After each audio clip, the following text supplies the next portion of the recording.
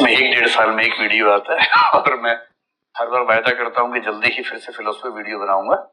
Philosopher वैसे भी सुस्त होते हैं, आपको पता है, आलसी लोग होते हैं, तो मैं भी उन्हीं की कैटेगरी में आता हूँ। 1.5 साल पहले मैंने घोषणा की थी कि बुद्धिज्म पर वीडियो आने ही वाला है।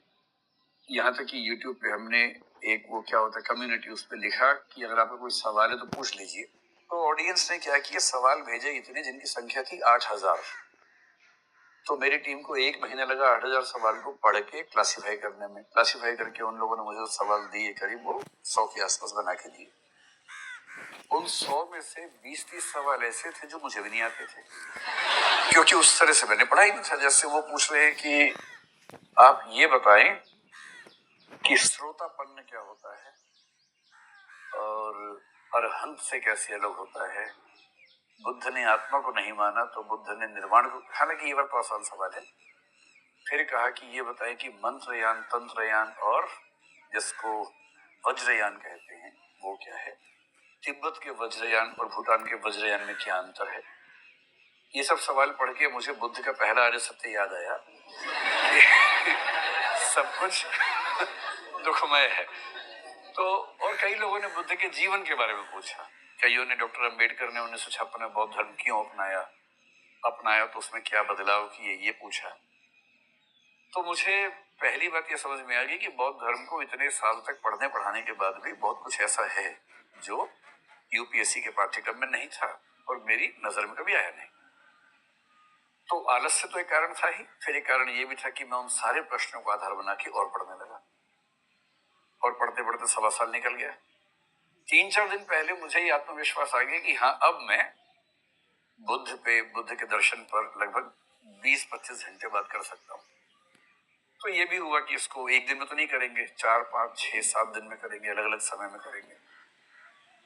तो मैंने सोचा, क्योंकि इस चैनल का उद्देश्य दरअसल ये है कि देश का आम आदमी जिसका यूनिवर्सिटी से कोई संबंध नहीं है, उसको भी वो सब चीजें मिल जाएं जो लगता है कि केवल विश्वविद्यालयों में है।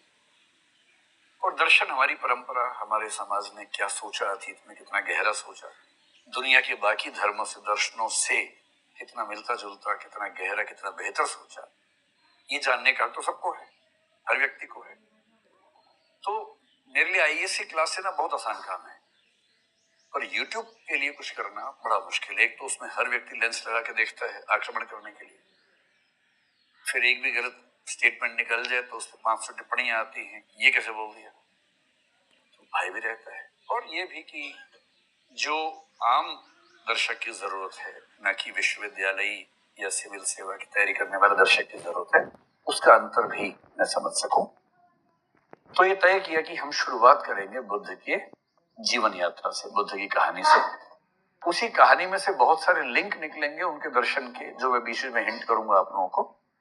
और आप लोग क्योंकि आईएएस की परीक्षा भी देंगे और निबंध में आपको बुद्ध की कहानी से बहुत चीजें मिल सकती हैं, बुद्ध के दर्शन से निबंध के लिए बहुत कुछ मिल सकता है, आर्ट एंड कल्चर के लिए, इतिहास के लिए भी बुद्ध की कहानी और दर्शन से कई चीजें मेरा ख्याल है कि मिल सकती हैं। लेकिन निबंध, इंटरव्यू और एथिक्स के पेपर के लिए तो निस्संदेह बहुत सारी चीजें आपको मिलनी चाहिए। जहां जहां आपके मन में सवाल है तो आप बेहिचक पूछ लीजिएगा और हम लोग कोशिश करेंगे कि जितने सवाल हो सकते हैं वो करें। तो टॉपिक का नाम लिखा है बुद्ध और उनका दर्शन, लेकिन आज हम जो शुरुआत करेंगे वो करेंगे बुद्ध की कहानी से। बुद्ध के दर्शन का बेसिक मतलब समझ लीजिए कि जब बुद्ध ने अपना दर्शन दिया तो एक तो बुद्ध का अपना दर्शन था, जो समझने में हमें थोड़ा समय देना पड़ेगा। 4 आर्य सत्य आपने सुने होंगे, है ना। अनित्यवाद सुना होगा, अनात्मवाद, निरात्मवाद सुना होगा कि वो आत्मा को नहीं मानते थे, निर्वाण को मानते थे, परिनिर्वाण, महापरिनिर्वाण को मानते थे। ये सब चीजें क्या थी, एक तो बुद्ध का दर्शन हुआ। बुद्ध के जाने के बाद आपने सुना होगा कि एक परंपरा थी थेरवाद, जिसको स्थविरवाद भी कहते थे। थेरवाद की परंपरा से थोड़ा घूमते घूमते एक परंपरा बन गई जिसको हम बोलते हैं, अगर आपने शब्द सुना हो, हीनयान। तो कुछ लोग मानते हैं कि थेरवाद ही आगे चलकर हीनयान में कन्वर्ट हो गया।